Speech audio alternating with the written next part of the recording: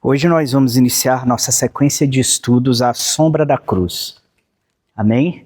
Gênesis, hoje a nossa sequência de estudos é a sombra da cruz. E hoje o tema da nossa sequência de estudos hoje é no princípio. E a gente vai começar a mergulhar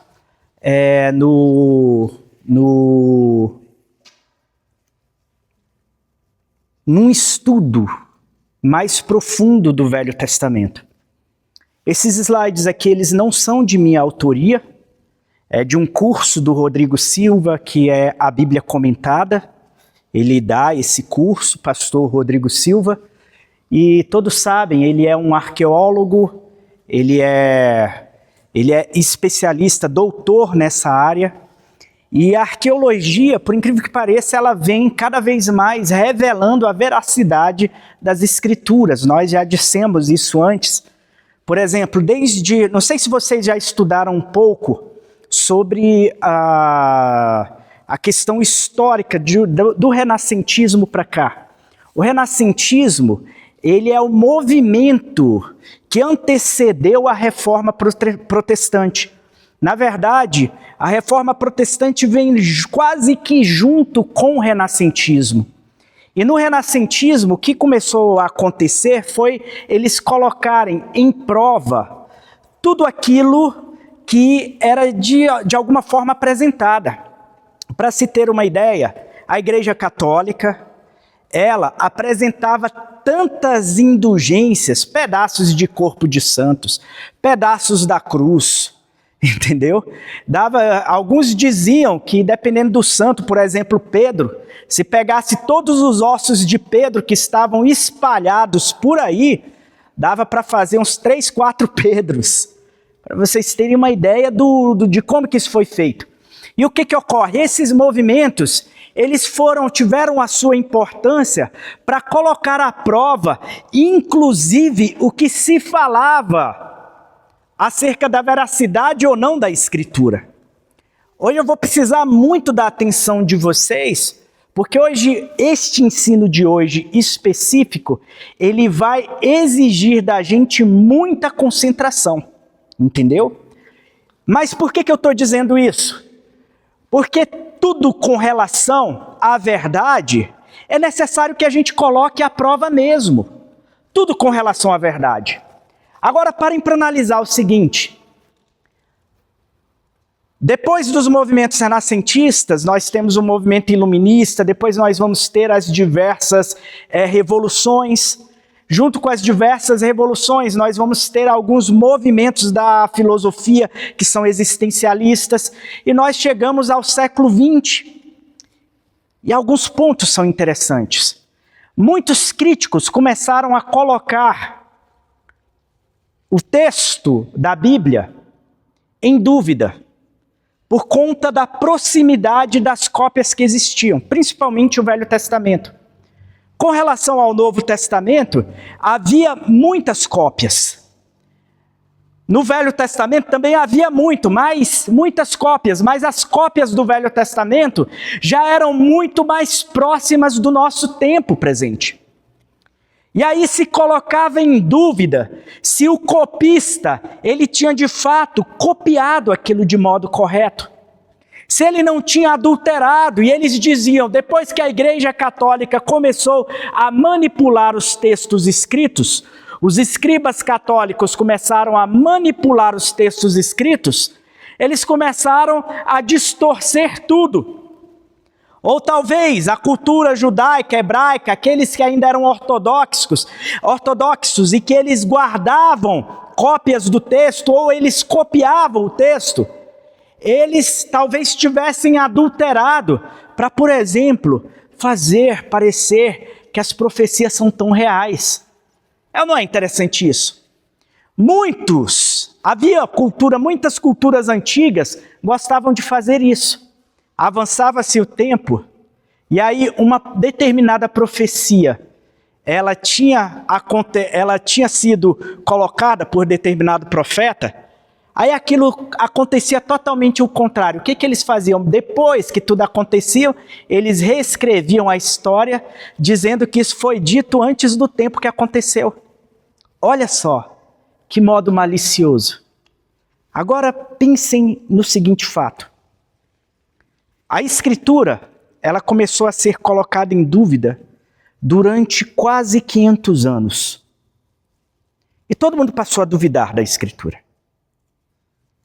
Será que as cópias que nós temos em mãos, elas estão de acordo com as cópias que eram próximas à época de Jesus? E aí, em 1947, logo após a Segunda Guerra Mundial, em 1947, foram achados no Mar Morto, em algumas cavernas, por alguns beduínos, foram achados dentro de vasos diversos manuscritos. E esses manuscritos, quando se fez o cálculo de datação por meio do carbono 14, e aqui eu preciso explicar um pouco de ciência, né? A gente precisa de vez em quando explicar um pouco de ciência. Como que funciona a questão da datação por meio de uma estrutura atômica de determinado material? Vocês estão vendo aqui, essa Bíblia é feita por átomos. O papiro vem normalmente de árvores. Papel vem de árvores, tudo isso daqui. Só que essa datação, para que você chegue o mais próximo possível da época daquela estrutura atômica, eles sabem que o determinado átomo, ele tem um decaimento de partículas, de nêutrons, em determinado período. Então vamos dizer, dependendo do tipo de molécula, de estrutura atômica, esse decaimento ele vai perdendo essa energia a cada 10 anos. E aí quando eles pegam aquele tipo de material e eles verificam quanto que já decaiu daquela energia, eles conseguem saber a data praticamente precisa de quando é aquele material. Olha que interessante isso. Existem estruturas atômicas, evidentemente, isso é chato pra caramba, eu sei que isso é chato pra caramba de se falar, mas isso está totalmente baseando o porquê que a nossa escritura, a cópia que vocês têm aí da Bíblia, que vocês estão lendo, o porquê que isso é tão verdadeiro. É para justificar o porquê que é tão verdadeiro. Existem, por exemplo, estruturas atômicas, por exemplo, o urânio. Já ouviram falar do urânio? Já ouviram falar do césio? Não precisa nem dizer, né? Está pertinho da gente, aconteceu o caso lá do césio 137. Já ouviram falar do plutônio? Entendeu? Que são modificações que se faz no urânio para chegar no plutônio, mas essas estruturas atômicas, esses metais, porque o urânio é um tipo de metal, o decaimento é mais rápido. Então, como o decaimento é mais rápido, ele irradia energia. Quando vocês lembram, já viram alguma foto de Chernobyl? Lembram do que aconteceu em Chernobyl? Que foi aquela usina nuclear que pipocou lá, explodiu. Teve um cara que ele pega e ele tira uma fotografia do urânio, daquele metal derretido. Ele tira uma fotografia de certa proximidade. Aquele homem morreu. Morreu. Porque ele esteve tão próximo da energia disso que estava soltando, esse decaimento de energia rápido que estava acontecendo, que as moléculas do corpo dele foram afetadas de modo que elas se dissolveram. E aí logo depois ele saiu de lá, poucas horas depois ele já estava tendo crise de vômitos, ele já estava com toda a sua estrutura molecular deformada. Mas todos nós estamos irradiando energia agora. Todos nós. Nós que somos feitos basicamente de carbono, é o que é a nossa composição. Se porventura nós tivéssemos aqui um infravermelho, vocês iam ver que vocês estão irradiando calor. É lógico que os nossos olhos, eles não foram feitos para conseguir ter a percepção do tipo de luz que seu corpo está irradiando agora. Mas todos os nossos corpos aqui estão irradiando algum tipo de energia.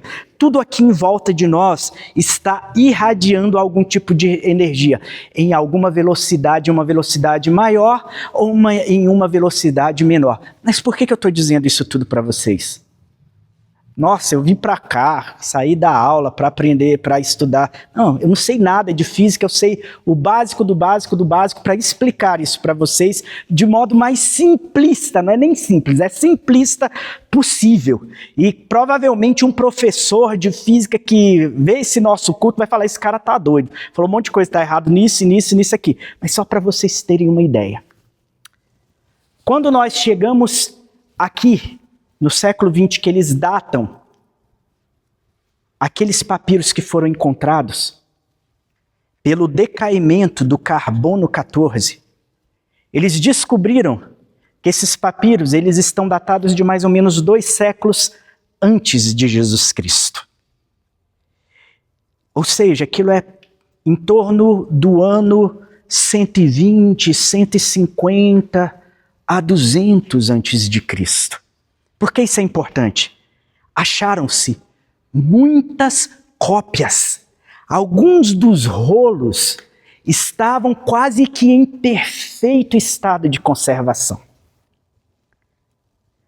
Quando se achou isso, e eles pegaram a Bíblia escrita em hebraica, porque as cópias estavam em hebraico, eles pegaram a Bíblia escrita em hebraico daquela época, cada letrinha do Gênesis, de Êxodo, de Levíticos, de Números, de Deuteronômios. Quando eles foram juntando tudo isso, e aí eles foram vendo a Taná, os profetas, Salmos, eles foram vendo tudo. Era a mesma coisa da Bíblia hebraica atual. Era como se estivesse lendo com uma outra letra de diferença, uma outra estrutura, mas em 99% dos casos era ipsis literis. Você pegava um texto de Isaías e era idêntico, é como se você estivesse lendo o texto de Isaías hoje, lá em Israel, na mão de um hebreu, se você soubesse ler hebraico.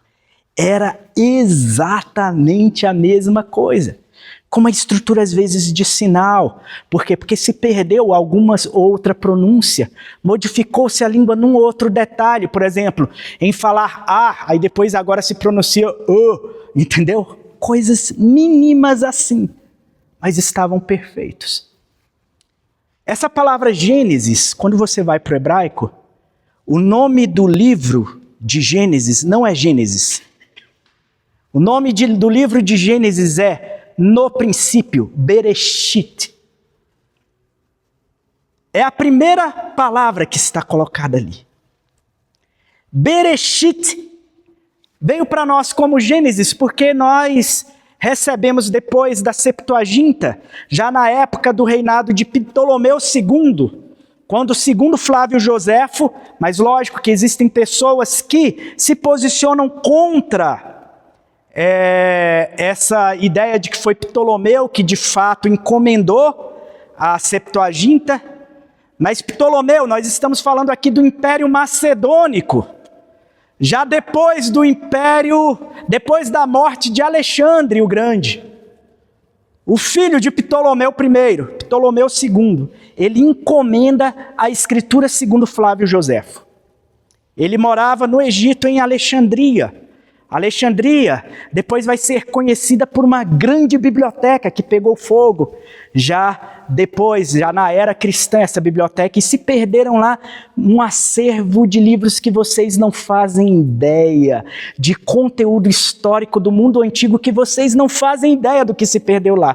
Foi coisas valiosíssimas que se perderam. Tinha também lá em Alexandria o famoso farol de Alexandria, que era uma estrutura faraônica, por assim dizer. Era uma estrutura que saltava aos olhos, estava entre as 7 maravilhas do mundo antigo. o farol de Alexandria.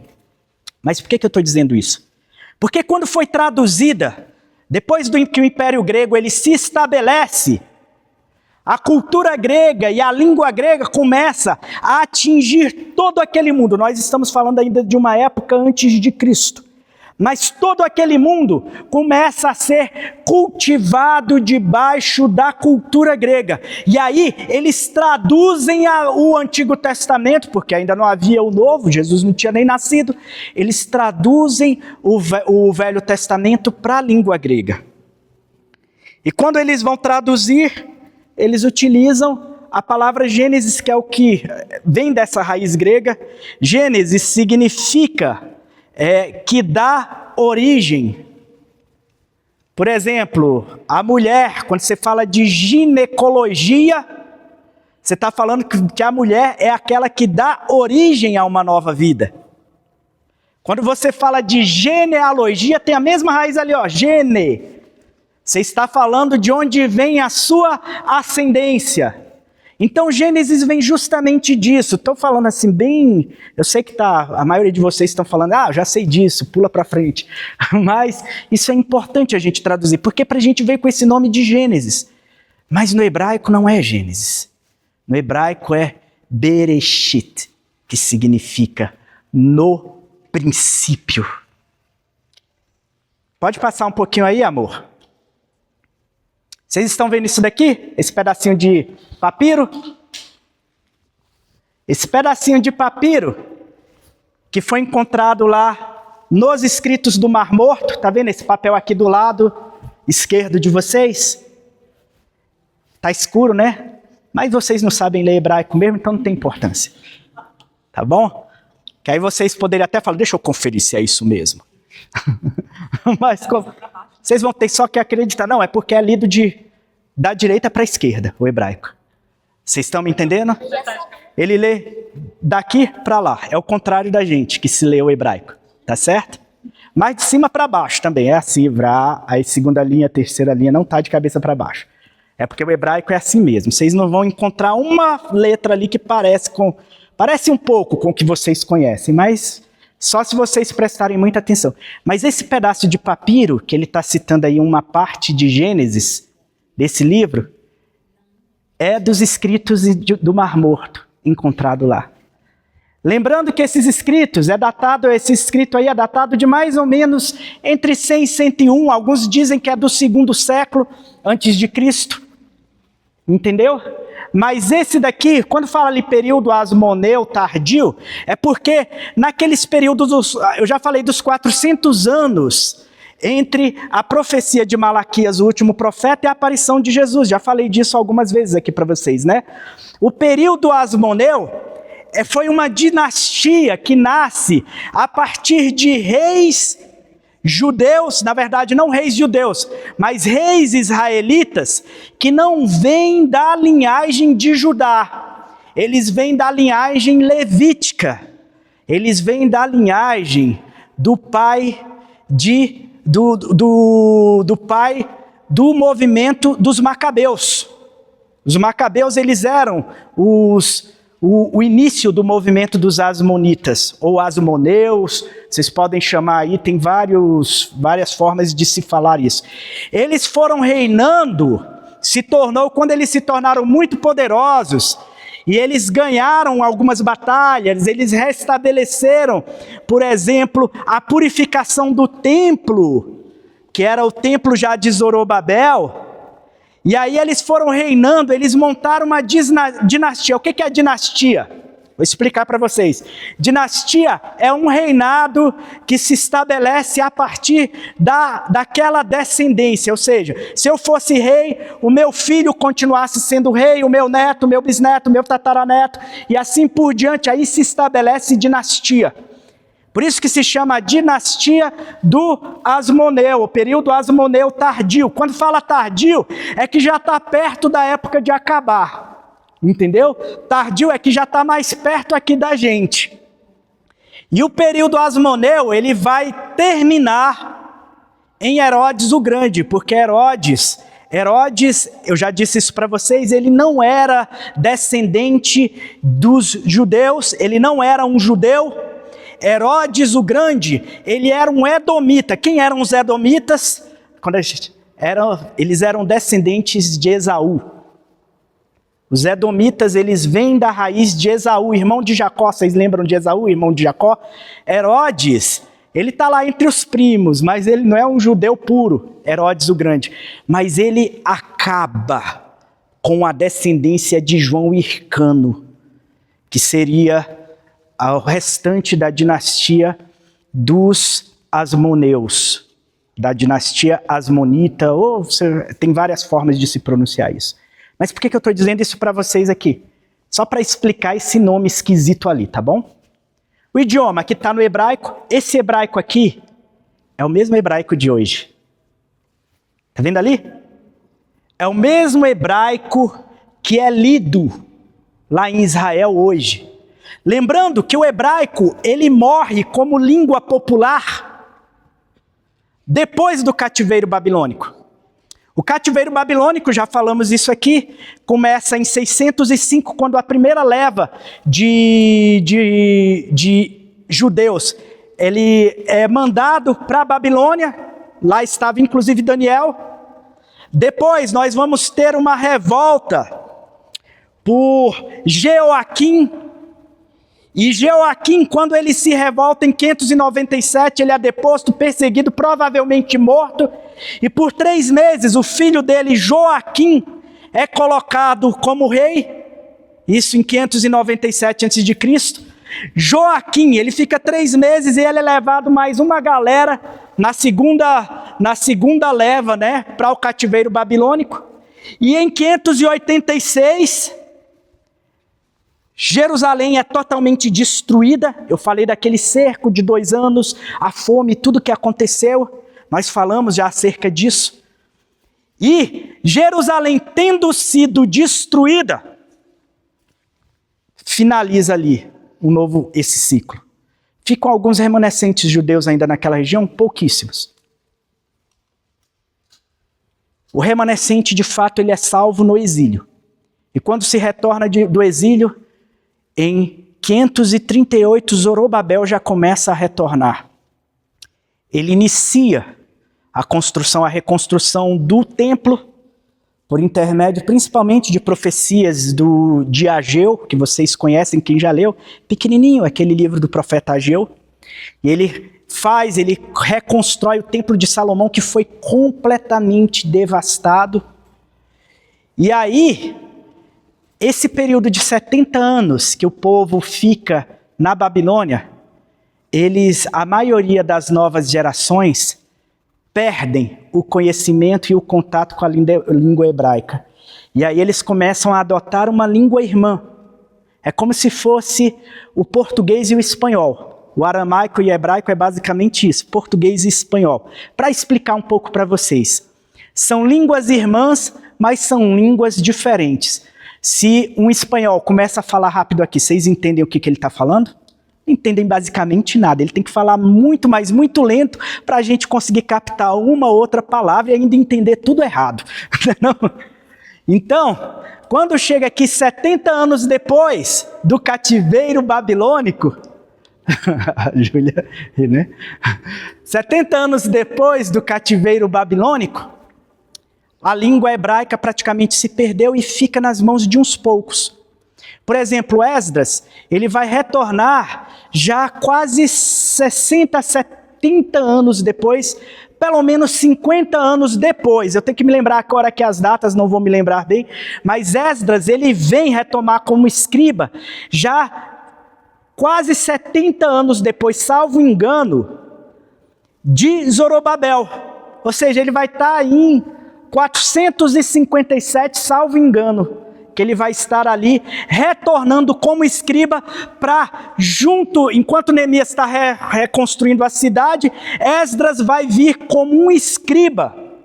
Enquanto Neemias está reedificando os muros para fortalecer Jerusalém, Esdras vai vir como escriba e vai começar a traduzir o livro da lei, a Torá e a Taná, que significa o Velho Testamento completo, ele vai começar quase completo, né? Porque ainda vai ter alguns profetas, Malaquias vai ser o último dos profetas, entendeu?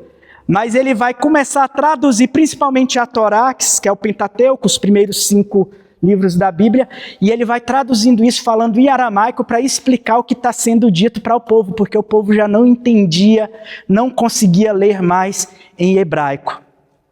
Vários movimentos vão se estabelecer aí, alguns escribas mais puritanos, e o trabalho do escriba, ele vai ficando cada vez mais especializado, e o trabalho desses escribas que foi achado aqui provavelmente eram um movimento que acontece muito próximo ao tempo de Cristo e existia um pouco dele ainda no tempo de Cristo. Na verdade, ele está ali na proximidade já de Jesus Cristo, que era o movimento dos essênios. Eles eram judeus, eles queriam ser puros ao extremo, praticando a lei ao extremo. E eles eram exímios copistas da Bíblia. E eles, antes de serem mortos pelo Império Romano, eles pegam esses escritos, eles escondem em cavernas, nas proximidades, eles estavam ali próximo ao Mar Morto, eles escondem em cavernas naquela região esses escritos, e aí eles são pegos e são mortos pelo Império Romano. Para ter uma ideia, no local onde foram achados vários desses escritos que estavam dentro de alguns vasos, provavelmente algum romano, soldado romano da época próxima aí de Jesus Cristo, entrou ali e ele quebra um desses vasos e ele corta. Inclusive tem um desses escritos que tem uma marca de uma espada que foi cortado, porque ele falou, não tem nada de importância aqui. Aí ele largou para lá. Nós fomos achar isso em 1947 para mostrar para o mundo inteiro que a cópia que nós temos da Escritura é verdadeira. Aleluia, glória a Deus. Está de acordo com o que estes homens faziam com todo esmero e com todo cuidado. Passei isso para vocês. Entre as cópias mais antigas e conhecidas do Gênesis, o fragmento do pergaminho mostrado aqui contém a descrição dos primeiros 3 dias da criação do mundo. Está aqui os primeiros 3 dias da criação do mundo, nesse pedacinho aí de pergaminho. Pode passar, meu amor? Pode subir um pouquinho. Quem foi o autor de Gênesis? Lembrando, isso daqui não é obra minha, isso daqui eu estou tirando totalmente da aula do Rodrigo Silva. Isso daqui não é nada meu. Eu venho estudando vários textos. Tem outro, se vocês quiserem comprar um livro, que é do André Henke, que é Aqueles da Bíblia, um livro grossinho, dá umas 400 páginas mais ou menos. Ele vai passar por toda a história, inclusive citando muita arqueologia da Bíblia. Esse livro foi uma aquisição que eu fiz há alguns dias atrás, eu acho que tem mais ou menos 1 mês e pouco, e é um livro delicioso para se devorar, para se anotar, para se fazer, levantar isso e aquilo. E ele vai passar pela arqueologia, ele vai fazer um estudo cultural também muito aprofundado.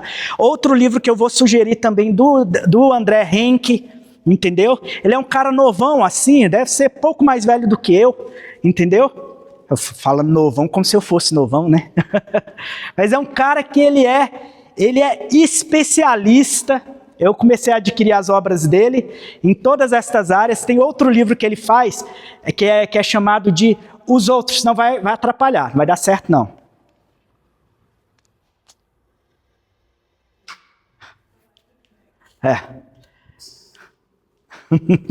Esperar um pouquinho. Tem outro livro deles, tá bom? Tem outro livro do André Henke, que é Os Outros da Bíblia.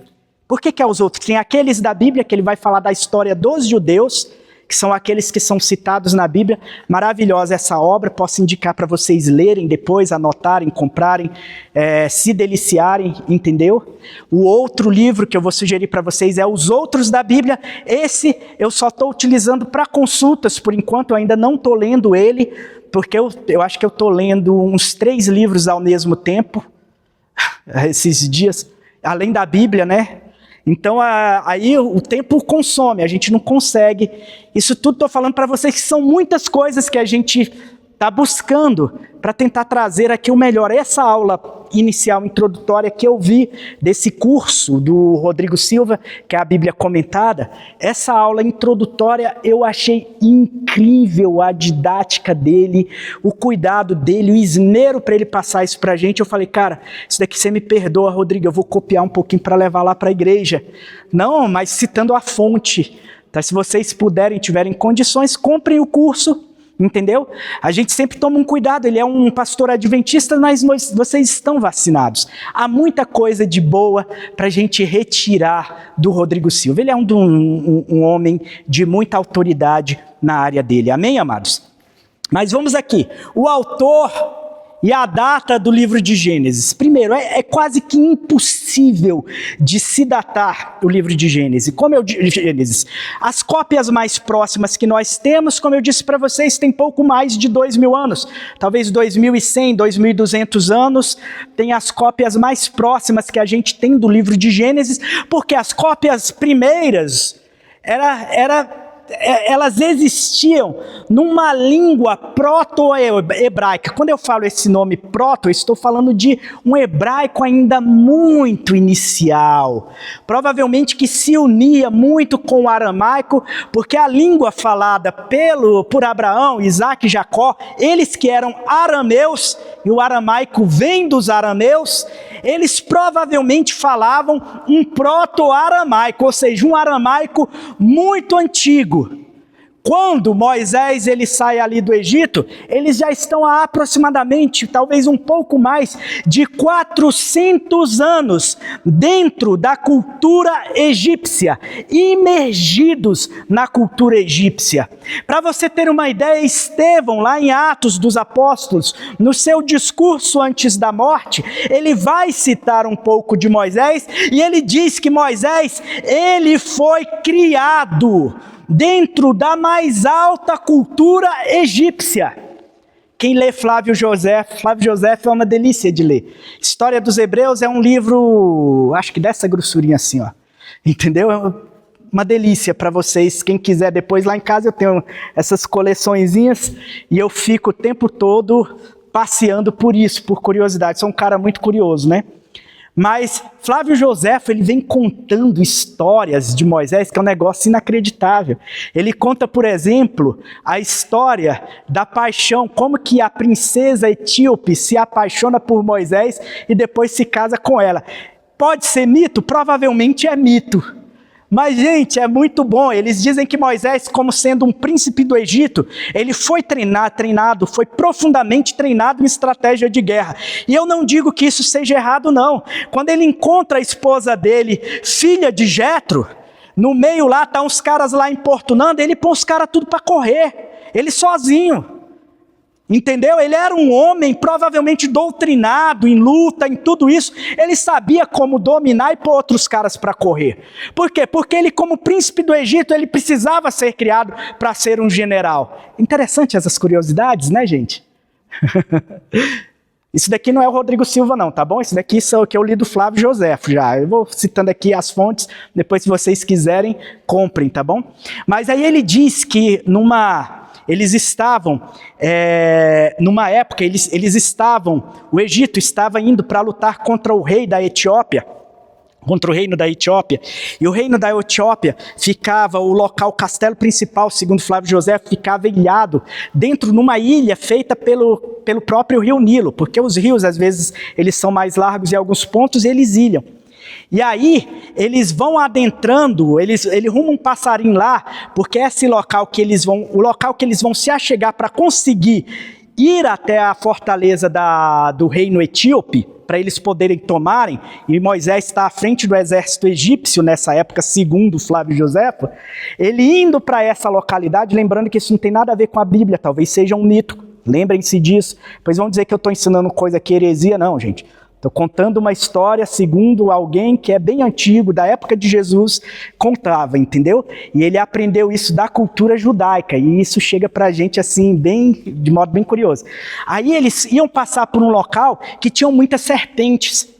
E esse local normalmente era evitado, eles normalmente navegavam por meio do Nilo para chegar, eles iam subindo o Nilo para chegar até esse reino. Então já o pessoal do reino etíope já estava preparado para, se eles avançassem pelo Nilo. Eles não, vamos avançar por terra. E aí tinha uma ave que conseguia enfrentar essa cobra. E eles vão carregando essas aves, os egípcios, e essas aves conseguem enfrentar essas serpentes. Eles vão pelo lugar que ninguém acreditaria que iria, porque tinham muitas dessas serpentes venenosas, dessas víboras venenosas. E aí eles chegam lá, eles começam a ter as batalhas ali na frente do exército egípcio. Aí tá lá a etíope, né? Ela olha, vê Moisés bonitão, novão, e fala: ai meu Deus do céu, o coração pulsou. Aí ele conta toda essa história. Lá pode ser, provavelmente é um mito, mas é bem interessante. Nós vamos ver que mais à frente, de fato, Moisés se casa com uma etíope, e inclusive ele é criticado por Miriam e por Arão por ter se casado por essa etíope, ocasião em que Miriam fica branca, toda tomada por lepra, porque se levanta contra ele. Mas eles tentando trazer uma história romântica em torno dessa história de Moisés. Mas voltemos para cá. Quem foi o autor do livro de Gênesis? Há algumas pessoas hoje que tentam dizer que o livro de Gênesis ele foi, na verdade, escrito na época já das monarquias. Quando fala das monarquias, as monarquias começam a partir de Saul. Foi o primeiro monarca de Israel, foi Saul. Aí depois vem Davi, aí vem Salomão, Roboão, aí divide o reino, Jeroboão, aí começa aquela bagunça toda que vocês conhecem. Do lado de Israel vamos ter 20 reis, e do lado de Judá vamos ter 20 reis, e do lado de Israel nós vamos ter 19 reis. Israel, o reino de Samaria, cai por completo em 722 a.C. Mas nós hoje vamos, muitas tradições, a tradição judaica, a tradição cristã, aponta para ser Moisés. E por que aponta para ser Moisés? Por causa de vários fatores. Por causa, primeiro, que a própria Escritura vai dizer que provavelmente foi Moisés, o autor, que provavelmente não, a próprio Novo Testamento vai dizer que foi Moisés que descreveu o livro da lei. A data é imprecisa. Pode ter sido escrita, a média é entre 1800 e 1600 anos antes de Cristo para alguns. Talvez esteja um pouco mais próximo, sim, mas mais ou menos por aí. Não se dá para datar precisamente quando que o livro de Gênesis ele foi escrito. Só sei de uma coisa: quando nós estamos já depois do livro de Gênesis, em Êxodo, nós vemos que Deus determina que Moisés escreva todas estas coisas. Pode passar, amor. Entendeu? Deuteronômio também há determinação. Aqui nós temos esse cara ali, né, representando Moisés. Vocês estão vendo lá em cima um quadradinho do lado direito? Aquilo ali ele está mostrando como que era a escrita cuneiforme. A escrita cuneiforme, você pegava um pauzinho assim, que ele fazia esse triângulozinho assim e fazia a ponta mais fininha. E aí você pegava na argila e você ia fazendo a escrita com aquilo. A escrita cuneiforme, ela é utilizada muito pelos sumérios, já na época ainda de Abraão. Só que a escrita cuneiforme, essa de cima, que na argila você vai fazendo os buraquinhos, ela é em alto relevo, por assim dizer, porque você pega a argila mole, o barro mole, você vai escrevendo. Só que eram milhares de ideogramas. Quando eu falo ideogramas, são símbolos para poder dizer aquela língua. Então, para se falar sumeriano, que é a linguagem cuneiforme, só alguns escribas especializados. Só alguns caras que eles decoravam isso e eles iam contando ali a história do rei, entendeu? Contando a história das coisas. Embaixo vocês estão vendo hieroglifos. Hieroglifos já se trata da escrita egípcia. Moisés, ele foi doutrinado dentro da cultura egípcia. Provavelmente não, Moisés certamente conhecia por completo a escrita egípcia. Por completo, a escrita egípcia. Os milhares e milhares, talvez 3.000, eu não lembro quantos são os ideogramas egípcios, para você poder ler uma escrita, ler um texto egípcio. Mas ele conhecia isso e tinha isso tudo decorado. Só que para analisar. Quantas letras vocês têm decoradas aqui? Cada letrinha é um ideograma. Quantas letras vocês têm decoradas aqui? Do português? A, B, C, D, E, F. 26? 26? Olha ali. Toca aí, meu filho. Rapaz, tu é o cara, velho. Tá vendo aí? Menino é bom demais em tentar dar taca na gente. Tá vendo aí? 26 letras nós temos. É fácil aprender a ler com 26 letras. Com uns 5, 6 anos, tem menino com 3 anos de idade, tá já sabendo ler e escrever. É ou não é? É fácil. Agora coloca milhares de hieroglifos. Moisés conhecia aqui. Ele estava dentro do caldo cultural egípcio, sim. Lembrem o seguinte, os primeiros 40 anos de idade dele foi aonde? No Egito. Sendo doutrinado, ensinado, sendo preparado para quê? Para ser um príncipe. Ele era filho da filha do faraó. Adotado, mas era filho da filha do faraó.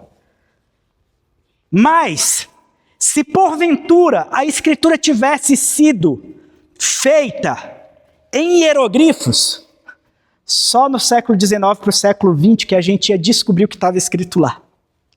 Por graça de Deus acontece um evento. Pode puxar aí, amor, para cima.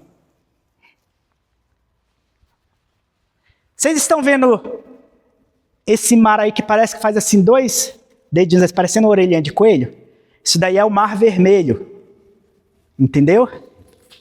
Moisés atravessa provavelmente junto com o povo judeu lá naquela pontinha lá de cima, que naquela época, entendeu? Que naquela época, esse aqui que tem a orelhinha assim de coelho aqui, que vocês estão vendo. Ali é o Mar Vermelho. Vocês estão vendo? Passa aí, amor, nesse Sinho, em volta desse Sinho, nesse triângulozinho no meio das 2 orelhinhas aí, o mouse, por favor, meu bem. Esse daí, isso daí. Estão vendo esse pedacinho de terra aí no meio? Aí é chamado de a Península do Sinai. Ali provavelmente onde, na península, provavelmente não, na Península do Sinai é onde estava o Monte Horebe. Onde Moisés, ele teve aquele momento, ele está diante de uma teofania, que é aquele contato com a sarça ardente, e aí ele volta para libertar o povo, para chegar nessa região e o povo poder prestar culto ao Senhor. Entendeu? Diante do monte que ele tinha tido aquela experiência. Nesse lugar aí, ó, né? Nessa região, não se sabe hoje qual é o Monte Horebe. Não se faz ideia, mas a gente sabe onde ele está, na Península do Sinai, nessa região aí. Só que tem uma coisa. Vocês se lembram o seguinte? Moisés, aos 40 anos de idade, ele foge do Egito e ele vai para essa região desértica. Ele vai para a região de Midian. Ele vai atravessar. Nessa região desértica, bem nessa região, a arqueologia encontrou um início da escrita por meio de alfabetos. Nessa região, na época de Moisés, trabalhavam para o Império Egípcio alguns mineiros. Eles são chamados de os mineiros do Sinai. E esses caras, ninguém da população normal ia conseguir aprender a ler. Eu disse para vocês, era um serviço altamente especializado, ler e escrever. Os escribas, eles normalmente atuavam junto ao rei, para ele poder descrever e fazer as crônicas reais, as crônicas do rei, entendeu? E trabalhando junto ao rei, ele era, na verdade, um servidor público daquela dinastia, ou daquele império, ou daquele reinado. Ele era um servidor público, o escriba.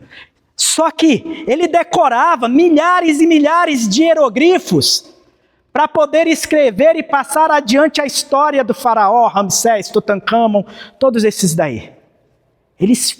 Era desse jeito que funcionava.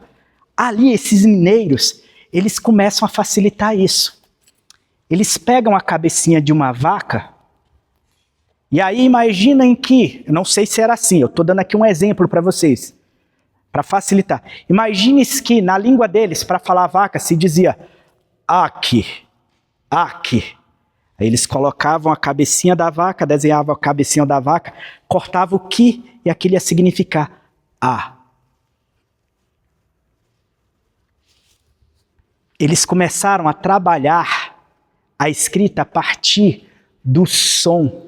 Eles desenhavam um bichinho, pegavam a primeira parte do nome daquele bichinho na língua deles e aquele símbolo, aquele sinalzinho, ele ia ter aquele som. Por exemplo, uma vaca, ela é assim, né? Tem a cabecinha meio triangularzinho assim e os chifrinhos, né? Você faz uma carinha de vaca. Imagina o desenho aqui na minha mão, um triângulozinho aqui, a carinha da vaca e os chifrinhos para cá. Que legal, né? Tá aqui o chifrinho da vaca.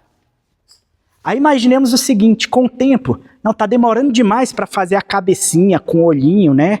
Não, tá demorando demais, eu não sou Maurício de Souza, eu não estou escrevendo a Turma da Mônica.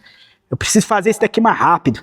Eu faço um triângulozinho assim, ó, e puxo um tracinho no meio, aqui tá os chifrinhos e aqui tá a carinha da vaca. Aí eu pego esse triângulozinho aqui, meio triângulo, que eu passo aqui um tracinho no meio para os chifrinhos, e viro assim. O que virou aqui? Uma letra? A. Vocês estão entendendo como que funciona, como que foi feito o alfabeto para chegar até a gente?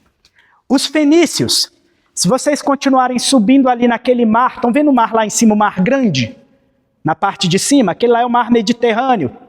Se vocês continuarem subindo, vocês vão passar por Israel, e se subirem mais, vocês vão chegar a Tiro, Sidom, que já é a região dos fenícios, que hoje é o Líbano. Subindo lá, vocês vão ter uma cidade que se chama Biblos. Que nome parecido, né, com algo que eu conheço, Biblos. Os Biblos, os fenícios, eles se tornaram exímios comerciantes. Por quê? Porque eles estavam na beira da praia. Quem já leu Ezequiel 28 aqui? Mensagem ao rei de Tiro. O rei de Tiro, ele é um cara que ele se orgulha do seu comércio.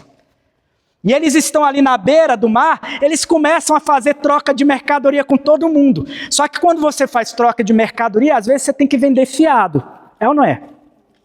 E como que você consegue fazer as suas anotações? Você aproveita esse alfabeto inicial, esse proto-alfabeto que você descobriu que os caras estavam utilizando isso, provavelmente para anotar o quanto de ouro, o quanto de coisas que eles tinham visto, ou fazer anotações específicas. Vocês estão vendo ali em cima, um retângulozinho lá em cima, cheio de umas inscrições parecendo de giz. Estão vendo? Lá em cima, lá no mar. Ali vocês estão vendo um desenho de uma letra. Estão vendo um bonequinho aqui embaixo? Entendeu? Foi achado aqui nessa região do Nilo. Olha ali do outro lado, os quadradinhos aqui com alguns desenhozinhos. Aquilo é o início da escrita. Os fenícios, eles entendem isso.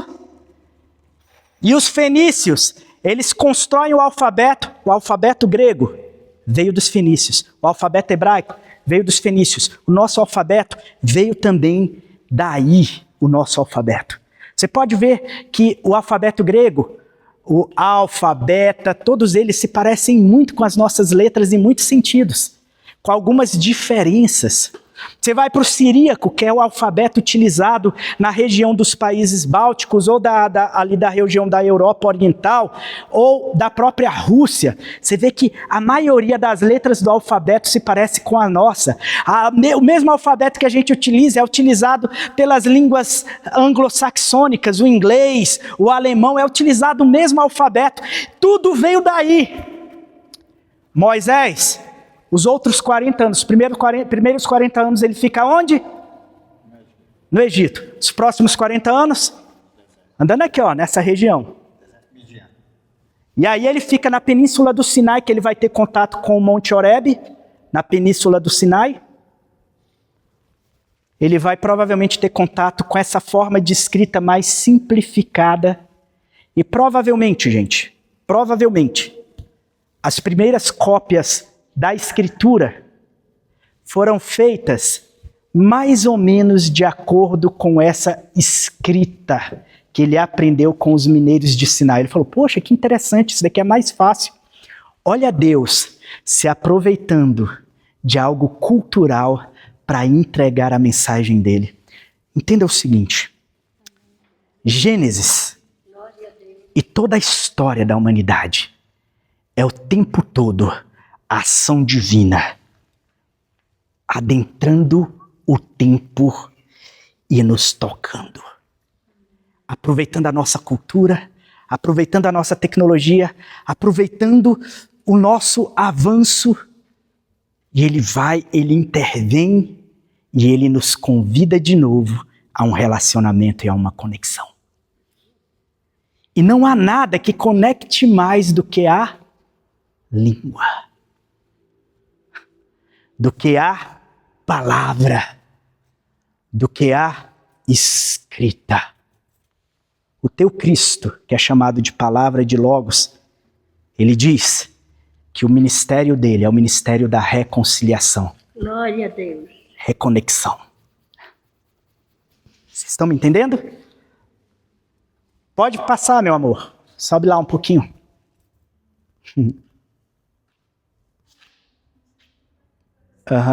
Clica dentro e vai subindo. Aí aqui alguns vão dizer, né, sobre o autor. A data pode subir, amor. Não, isso daí já não precisa mais. Um esboço do livro de Gênesis. Entendeu? Deixa eu ver que horas são. Ixi, gente, será que dá para eu terminar pelo menos a aula de hoje? Vocês seguram aqui mais um pouquinho. Tá bom? Esboço do livro de Gênesis, capítulo 1. Ele vai falar da criação. Capítulo 2, ele vai falar até o capítulo 4 e 5, 2 até o 5, né? 32 ele vai falar da história de Adão e Eva. Gênesis 6 ele vai falar da história de Noé e também vai iniciar ali a ideia, mais à frente ele vai chegar até o capítulo 11, ele vai chegar na história da Torre de Babel. Deixa eu só lembrar aqui, capítulo 2 até o capítulo 4 ele vai contar a história de Adão e Eva e também vai trazer a história das gerações que vieram depois de Adão e Eva. História de Abraão, do capítulo 12 até o capítulo 25, a história de Isaac, do capítulo 25 até o capítulo 28, história de Jacó, do capítulo 28 até o capítulo 36, e a história de José, do capítulo 37 até o capítulo 50, e encerra o livro de Gênesis. Pode subir aí, meu bem. Agora, Gênesis capítulo 1, existe uma discussão dos críticos, uma discussão, que eles dizem que Gênesis 1, ele não trata de história real. Entendeu? É apenas uma poesia para trazer um conto. E aí, quando você vai para o hebraico mesmo e você faz a leitura de Gênesis 1, no formato, ele parece muito com poesia. Eu falo na formatação. Normalmente, quando a gente fala em formatação, por exemplo, aqui no português, quando a gente vai recitar uma poesia, a gente normalmente centraliza, não é? Deixa centralizadozinho, a gente sabe que aquele texto é uma poesia. Vocês vão ler os salmos aí, as bíblias de vocês, a maioria, não traz o salmo como uma narrativa, ele traz verso por verso. O livro de Jó também é verso por verso, entendeu? Termina um verso, vai para o próximo parágrafo, verso por verso. Vocês entendem que não é uma narrativa assim, corretinha até terminar essa página aqui, aí termina aqui, aí termina. Não, ele coloca um verso, pula para a parte de baixo e continua o verso, pula para a parte de baixo e continua o verso. Gênesis 1, ele é escrito dessa forma. Entretanto, tem muitas coisas, características de Gênesis 1, que parecem com prosa. Por que eu estou dizendo isso? Porque prosa narrativa significa que está narrando um fato histórico. A poesia, ela, em muitos casos, ela não é especificamente a narração de um fato histórico. Às vezes é apenas um conto de algo assim, entendeu? Quando a gente fala, por exemplo, quem já leu aqui Cantares? Cantares é uma idealização. Pode ter acontecido aquilo de fato? Pode ter acontecido, mas se você notar, ele tem muito mais esse teor poético do que de fato, ele não está ali querendo trazer uma narrativa de um fato histórico. Não, ele quer apresentar para a gente apenas uma poesia bonita que estabelece ali um amor quase que proibido entre um plebeu e uma princesa, né? E aí o negócio fica quente, os dois ficam se querendo, e os dois ficam se pegando, e aí acontece tudo isso. Eu não vou falar mais não, porque tem menores de 18 anos aqui, aí não pode, entendeu? Mas tudo isso acontece lá dentro. Mas Gênesis, ele tem características de narrativa, de prosa, e ao mesmo tempo características de poesia na formatação. Então, seria poesia ou prosa? Porque se for poesia, não é narrativa de um fato histórico. Mas às vezes, pode ir passando aí, amor. Às vezes, a forma de se contar uma história se dá por poesia. Por exemplo, uma aqui, né? Esse daqui é o Rodrigo Silva, lembrando, os slides são dele. Não me processe, Rodrigo Silva, se um dia você ver esse negócio. Aí tenha misericórdia. Mas olha assim, está escrito assim, né? O hino nacional brasileiro. Brasil, um sonho intenso e um raio vívido. De amor e de esperança a terra desce. Se em teu formoso céu risonho, límpido... Vocês já viram céu rir? Céu risonho? Vocês já viram céu límpido? Eu posso pegar o céu e passar Vênus? Não. Eu estou descrevendo de modo poético, mas eu estou descrevendo uma realidade, eu estou passando uma ideia de realidade. Eu estou dizendo que o nosso céu, quando o sol ele aparece nele, ele parece sorrir para a gente. Estou tentando trazer para vocês uma sensação assim. E ao mesmo tempo ele diz, olha lá, Brasil de um sonho intenso, raio vívido, de amor e de esperança, a terra desce. Um sonho intenso, um raio vívido, ele está dizendo que esse sonho, esse amor, essa esperança descem à terra. Aí ele disse, em teu formoso céu, risonho e límpido, a imagem do cruzeiro resplandece. Agora ele está dizendo de algo que existe, ele está mesclando realidade com uma estrutura parabólica que vai trazer calor para aquilo, vai trazer sensação, emoção para aquilo que está sendo dito. A poesia é muito isso. Quando a gente vai ler uma poesia, tem muito disso. Aí ele diz lá, Brasil, maior país da América do Sul. Entendeu? Aí aqui dá para você descrever tudo que está ali, o céu, espaço onde se localiza e se movem os astros, parte desse espaço visível dentro do território, ele está dizendo isso, só que se eu for escrever isso não fica chato? Agora quando eu escrevo de modo poético, não fica bem bacana de se ler. Cruzeiro do Sul, existe ou não existe? Essa constelação Cruzeiro do Sul. Toda noite vocês podem ver o Cruzeiro do Sul se tiver uma noite limpa. Então, muitas das vezes, a poesia pode traduzir história? Pode, não existe um impeditivo. Sobe aí rapidinho, amor. Poesia ou prosa, na verdade, vários autores, como Walter Kaiser Jr., eles vão declarar que Gênesis 1 é poético na forma, tem o formato poético, mas ele traz várias características gramaticais e sintáticas que denotam, que revelam que ele, na verdade, é uma narrativa, é uma prosa. Pode ir passando, amor. Para cima, pode ir para cima. Pode ir para cima mais um. Olha só, Gênesis 1 é o único no Antigo Testamento. Ele convida a comparação com os Salmos que louvam a obra de Deus na criação e, ao mesmo tempo, com passagens de Provérbios, ou Jó 38, que refletem sobre o mistério da ação criadora de Deus. Na verdade, é um grande hino que narra uma história. Gênesis 1 é uma grande música que narra uma história. É porque a gente não consegue ler em hebraico. Mas se a gente lesse hebraico, a gente ia notar que era uma poesia, uma música cantada narrando uma história. Pode subir, amor.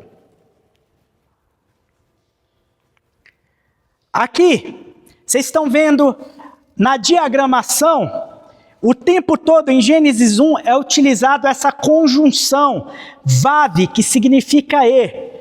No princípio, criou Deus os céus e a terra era sem forma e vazia. E os judeus, amados, diferente da nossa língua, quem lê normalmente a Bíblia, acha um livro às vezes cansativo, porque aqui nós somos muito objetivos para falar. A gente conta uma história rápido, acabou. O judeu não, ele fala, e aconteceu isso, e aí de repente isso, e de repente isso, e assim, e assim. O judeu, ele entende que essa conjunção vav, que é pronunciada, que para a gente é traduzida como e, deixa o texto mais agradável de se ouvir. Ele entende dessa forma. O hebraico entende que você ficar falando dessa forma fica mais agradável de ouvir. É dentro da cultura deles. Para a gente aqui fica cansativo. Vou contar uma história para você. A Vasti, hoje ela foi na escola, e a Vasti, aí eu repito de novo, ela viu um homem que estava passando na rua, e a Vasti, ao ver este homem que estava passando na rua, de repente, ela ficou desorientada, e a Vasti, olha só, vocês iam terminar de ler, nossa, que história chata. O hebreu, ele gosta de contar a história mais ou menos assim, e normalmente você vê essa característica narrativa por conta disso. Gênesis 1 não é uma poesia, está contando um fato histórico, só que de modo narrativo, entendeu? Pode subir.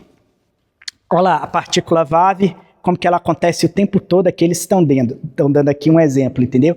And, que significa ali embaixo, né? And the earth, que significa e a terra era sem forma e vazia, né? Que vai traduzir isso daí. And é a mesma conjunção e, a nossa, no inglês. Pode subir, meu bem? Entendeu?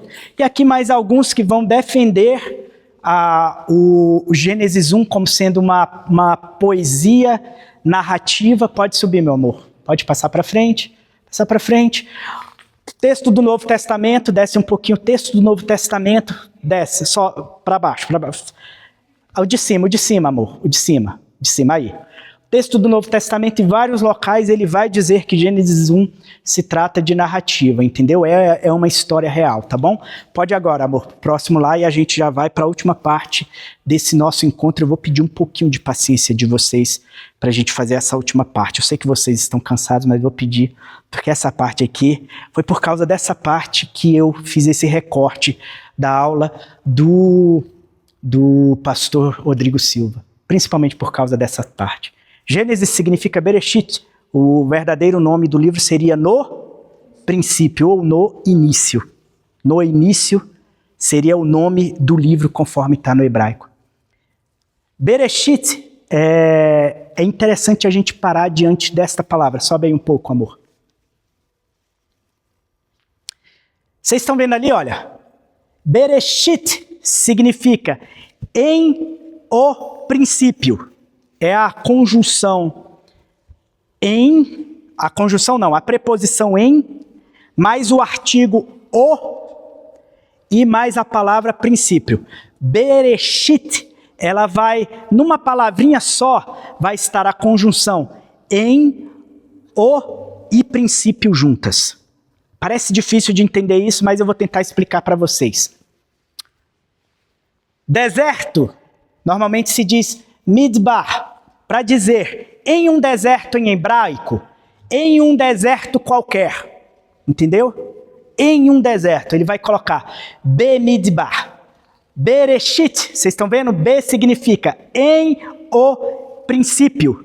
B, essa primeira parte ali, BE, significa em, a preposição em, mais um artigo indefinido. Bemidbar. Então, alguns vão dizer, então quer dizer que o texto de Gênesis foi traduzido errado? Bereshit deveria ser dizer em um princípio, em um início. Não, nós vamos entender porque é traduzido como no princípio criou Deus. O deserto significa Hamidbar, só o artigo. Hamidbar, só o artigo definido. O deserto. No deserto, que seria a preposição mais o artigo, seria Bamidbar, e não Bemidbar. Então, Bereshit aparentemente estaria traduzido errado para a gente. Mas quando se fala no deserto de Sinai, para especificar aquele deserto de nome próprio, o hebraico, ele modifica a forma de utilizar. O que seria em um, vira no deserto do Sinai. B, que seria em mais um, vira em mais o, no deserto do Sinai. Só que vai ser escrito da seguinte forma: Bemidbar Sinai. Bemidbar Sinai, para se tornar isso daí. Por que eu estou dizendo isso para vocês?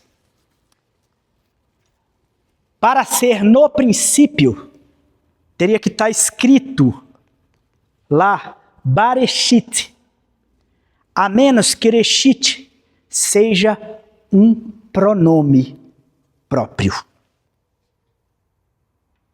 A menos que Bareshit ele esteja se referindo, quando eu falo pronome, eu estou me referindo a algo ou a alguém. Entendeu? Esta capinha de óculos é dele. Eu estou me referindo a alguém. Isso é o pronome. Ele é o dono. Isso é um pronome. Ele é o dono, não a capinha. Ele, a palavra ele. Sobe um pouquinho mais. A menos que Reshit seja um nome próprio, a menos que Reshit seja um nome próprio, a tradução que veio para a gente está errada. Que aí eu poderia dizer, em um princípio, em um começo de tudo. Ou seja, eu poderia dizer que a gente vive uma regra cíclica, conforme eu falei para vocês que eram o costume da Babilônia, do Egito. Lembra que eu disse para vocês que os deuses lá, eles se formatavam de modo cíclico? Por isso que eles estavam sempre ali junto do rio. Ou então, os deuses, né, normalmente eles morriam, depois eles nasciam de novo. Era assim, era sempre numa ordem cíclica. Mas pode passar. Eu vou pular isso daqui porque vai ficar muito complicado. Aqui, nesse texto, pode deixar aí, amor, pode puxar para lá. Opa, volta para lá, amor. Pode voltar lá para centralizar, por favor. Naquele texto anterior, desse poderia ser uma pessoa, no texto anterior, está trazendo como que os judeus eles entendem que significa essa palavra no princípio. Eles entendem que de fato se trata de um pronome. Bereshit significa que eles estão especificando algo ou alguém. Eles dizem que é a Torá. Eles dizem que a Torá foi um manual de instruções, de modo bem simples. Eu não vou ler o texto anterior todo, mas eles dizem que a Torá foi um manual de instruções, mais ou menos como se fosse quando um arquiteto ou um engenheiro, ele faz primeiro um desenho para ele poder executar uma obra, né? Ele diz que a Torá foi esse desenho que ele fez, que o arquiteto do universo fez para poder executar uma obra. Então eles dizem que no princípio é a Torá ou a palavra ou essa instrução. Só que eu quero chamar algo para vocês. Eles definem como sendo a Torá. Mas de fato, Bereshit tem que estar se referindo a uma pessoa. Volta lá, meu bem, pro lugar. Não. Não tem jeito, tem que ser aí. Bem aqui, poderia ser uma pessoa, Bereshit? Na atual edição, poderia ser uma pessoa, sobe, amor. É isso daí que eu quero ler. Não, amor, é só subir. Só clicar dentro e subir. Isso, agora põe ali no meio, para eu poder ler com o pessoal. Na atual edição, o Aurélio define que nós temos... Nós, aqui o português, o Aurélio define que nós temos 143.387 palavras. Esse dicionário, Howais, definia que nós temos no português 193.274 palavras. Tem muita palavra no português? No hebraico, a gente tem em torno de 8.000 palavras apenas. Olha a diferença. O tanto que o português é rico em palavras perto do hebraico. Agora, se no português, quando eu pego uma palavra, às vezes uma mesma palavra, sendo rico, tendo 193.000 palavras, às vezes uma única palavra, ela tem várias definições. Por exemplo, a palavra pena. Pode ser pena de passarinho. Pode ser, ele foi duro na pena, significa que ele escreveu algo duro, caneta. Pena pode ser sentença, ele vai cumprir a pena. Pena pode ser dó, É ou não é? Pena pode ser aquele negócio lá, pena d'água, né? Aquele negócio que põe um cano. Pena pode ser o nome de uma pessoa, entendeu? Augusto Pena, por exemplo, pode ser o sobrenome de uma pessoa. Você vê que uma palavra, pena, mesmo tendo tantas palavras, pode ter diversos significados. O hebraico, que tem pouco mais de 8.000 palavras, vocês acham que isso vai acontecer? Uma mesma palavra vai conseguir falar, vai ter que ter um monte de significados para a mesma palavra? Eu queria que você subisse agora, amor. Pode continuar? Setinha para baixo. Entendi. Pode ir subindo aí. Tá bom? Põe aí no meio, centraliza. Poderia ser uma pessoa. Entendeu? Olha só. Número de palavras no hebraico bíblico atestadas, no hebraico bíblico, é de aproximadamente 8.198, as quais cerca de 2.000 são apax ou legomena. Entendeu? Isso significa que algumas palavras vão ter mais de um significado. Olhem para a palavra reshit. Reshit, eu tirei aqui a preposição, bereshit. Ber significa em, com, opor.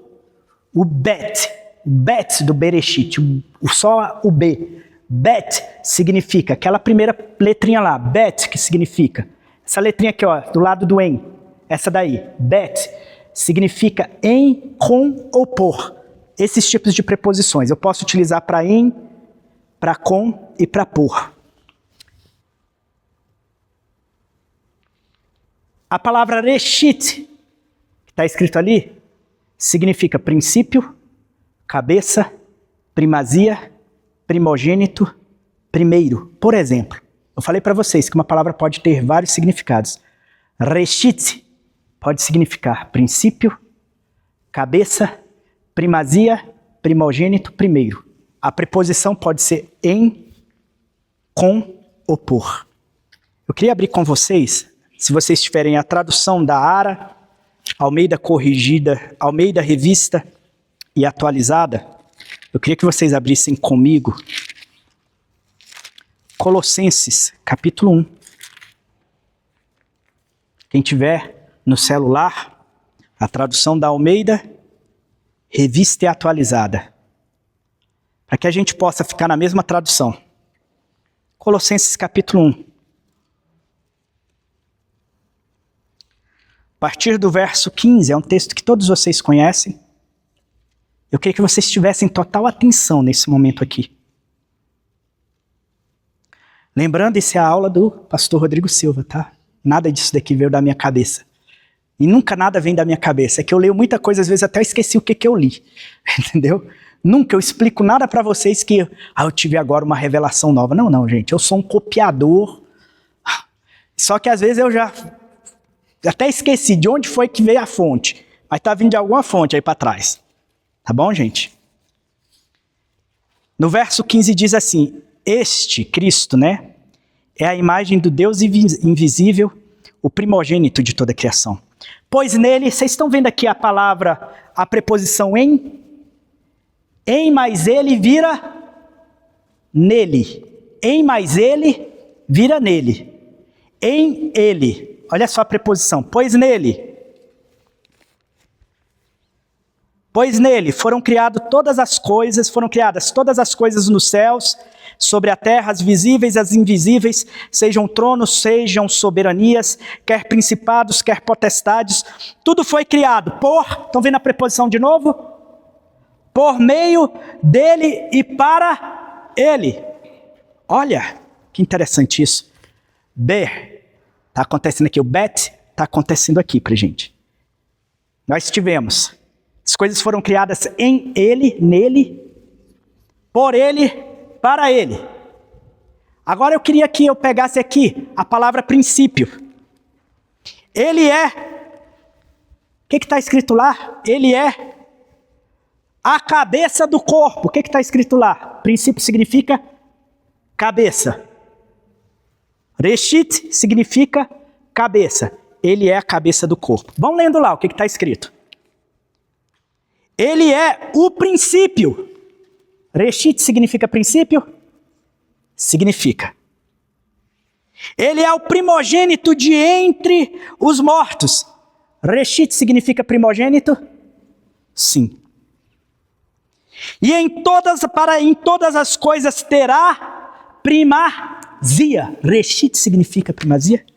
Paulo, ele pegou essa palavra, Reshit, como judeu, escriba, doutrinado em entender que era a Torá, era essa figura, era esse sujeito. Ele entende que não é a Torá que é esse sujeito. Ele entende que é Cristo que é esse sujeito. Bereshit, no princípio, está falando Cristo. Tudo começa nele, por ele e para ele. Por isso que Paulo traz as definições possíveis da palavra princípio, da palavra reshit. Eu repito com vocês, eu peguei essa tradução da Almeida, revista e atualizada, porque no grego, o Novo Testamento ele foi escrito em grego, não em hebraico.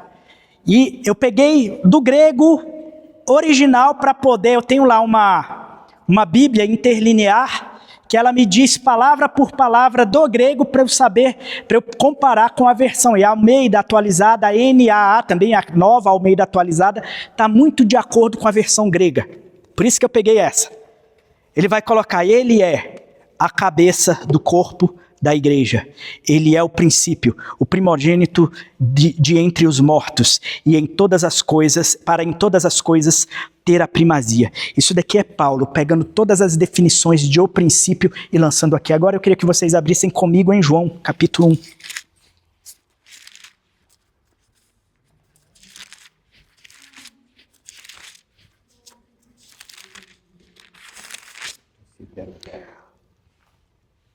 Isso daqui foi escrito em hebraico, foi escrito em grego. João 1 não foi escrito em hebraico, originalmente. Foi escrito em grego. Então ele não utilizou a expressão Bereshit. Ele teve que colocar ali no começo, no Gênesis, mais ou menos para colocar a expressão. Mas quando ele cita aqui no princípio... Cadê meu João aqui? Sumiu, desculpa, gente. Aqui. Opa. No princípio era o verbo. Aqui ele está apontando. Reshit, Bereshit, era o verbo. Reshit é a pessoa de Cristo. A escritura começa nele, por ele, para ele. Reshit. Nele, por ele, para ele, criou Deus os céus e a terra. Em Cristo, por Cristo, para Cristo, criou Deus os céus e a terra. No princípio, era o verbo. E o verbo estava com Deus e o verbo era Deus. E estava no princípio com Deus e todas as coisas foram feitas por intermédio dele. E sem ele nada do que foi feito se fez. Eu queria que nesse momento você se colocasse de pé. Amém?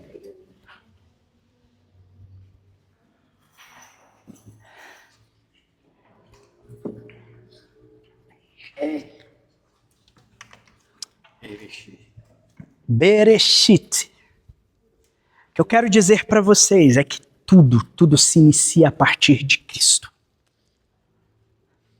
Eu gosto muito dessa frase, antes de se dizer haja luz, foi dito haja cruz, porque o cordeiro foi morto antes da criação do mundo. Na verdade, tudo se starta com a morte do cordeiro. É por isso que durante o Velho Testamento, muitos teólogos vão ser cuidadosos para falar de um anjo, porque existem vários anjos que aparecem e que algumas vezes, na verdade, não é vários anjos. Várias aparições de um anjo específico que ele aceita, ele diz, ele vem com autoridade dizendo em nome do Senhor como se fosse o próprio Senhor falando. Vocês já viram isso na Escritura? Que delícia que é isso? Isso é a figura humana de Jesus Cristo, intervindo na história humana. Obrigado, irmã Leonor, por esse carinho de deixar aqui a oferta na casa do Senhor. Isso aqui é uma bênção, né, amados? Minha mãe aqui também sempre deixa. Estou dizendo para vocês que o tempo todo, a Escritura, do começo ao fim, vai tratar da pessoa de Cristo.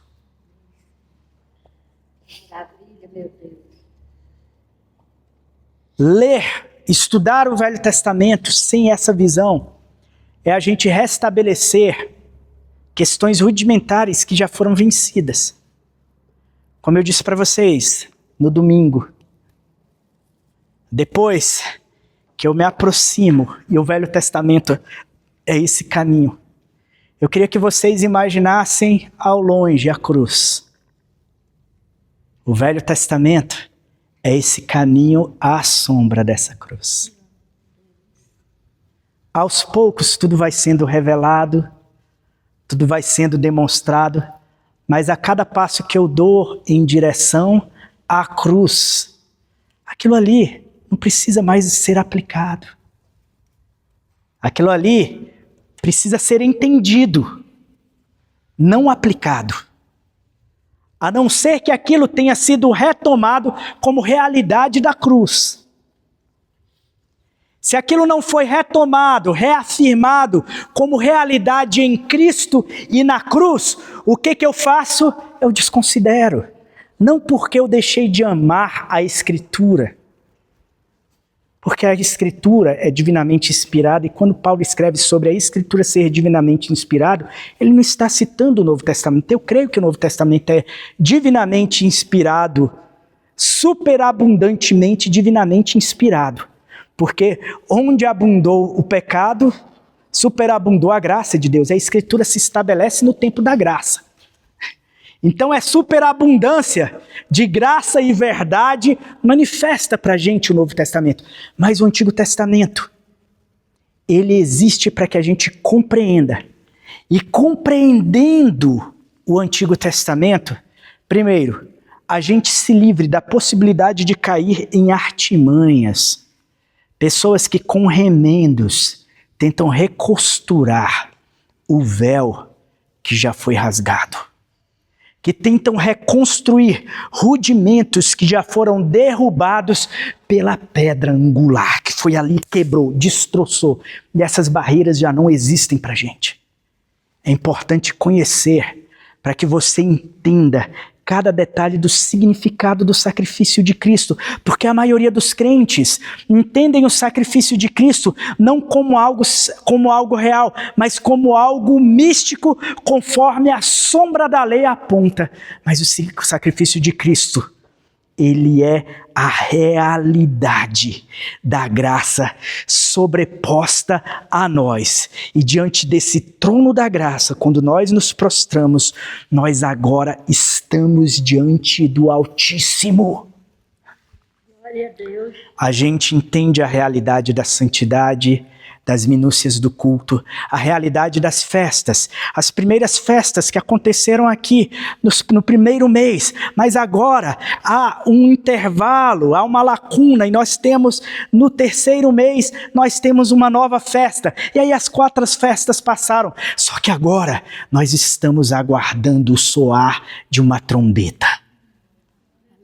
E a gente vai entendendo o sentido figurativo de cada ponto desse. É isso que eu quero convidar vocês para compreenderem. E entendendo isso, vocês vão conseguir ler no Velho Testamento a escatologia, vocês vão conseguir ver em cada palavra a figura do Cristo resplandecendo diante de vocês. Vocês vão aprender a amar a Escritura sem precisar guardar o que tantos querem fazer com que vocês guardem. Vocês não serão mais enganados, mas vocês viverão a liberdade para a qual Cristo libertou vocês, não para dar ocasião ao pecado, porque tem muita gente que, não conhecendo os ditames, os detalhes da lei, fazem pouco caso da graça e vivem a liberdade para dar ocasião ao pecado e desfazer da necessidade de uma vida santa e obediente. Nós não. nós caminharemos no sentido da santidade, a santidade que só existe dentro da verdade. Santifica-os na verdade. A tua palavra é a verdade. Feche os seus olhos. Senhor Deus e Pai, nós te louvamos, Pai. Eu te agradeço, Senhor, pela vida de homens como o pastor Rodrigo Silva, que nos ensina tanto, que nos traz tanto conteúdo. Eu te agradeço, Senhor, porque o Senhor tem se revelado a nós de modo tão profundo. Eu te agradeço, Senhor, por este grupo que esteve aqui para passar mais de 1 hora ouvindo e aprendendo e se alimentando da tua palavra. Eu te agradeço, Senhor, e te peço que o Senhor nos dê mais fome de ti, mais vontade de ti, mais desejo por ti, mais amor por ti, para que mais e mais nós venhamos a render os nossos quereres à tua vontade, para que a tua vontade se sobreponha à nossa como experiência real acerca de ti mesmo, pois tu és o evangelho que se manifesta a nós como realidade, não como sombra. Estaremos aqui, Senhor, passeando pela sombra daquilo que depois se manifestou como realidade, mas para compreender como é grande a realidade que se manifesta em ti. Porque muitos que não passam pelo caminho da sombra ficam à distância achando que já te conhecem, mas nós não. Passo a passo nos aproximaremos, passo a passo nos aproximaremos, até, Senhor, até que nós tenhamos cada vez mais a completa consciência, a plenitude do conhecimento e da consciência de que nós podemos adentrar com ousadia, nos aproximarmos com ousadia do lugar santíssimo, da tua presença real, sem medo de sermos fulminados, porque o sacrifício do teu Filho nos purifica de todo o pecado. E na verdade que é o teu Filho, atravessando pelo caminho que é o teu Filho, que nos conduz a ti, nós podemos obter a vida, pois tu és o caminho, a verdade e a vida. Em nome de Jesus, Pai, toque nas nossas mentes para que a gente possa aprender mais. Toque nos nossos corações e que essa igreja possa ruminar para a honra e glória do Senhor Jesus. Nós te louvamos e nós te agradecemos. Amém, igreja.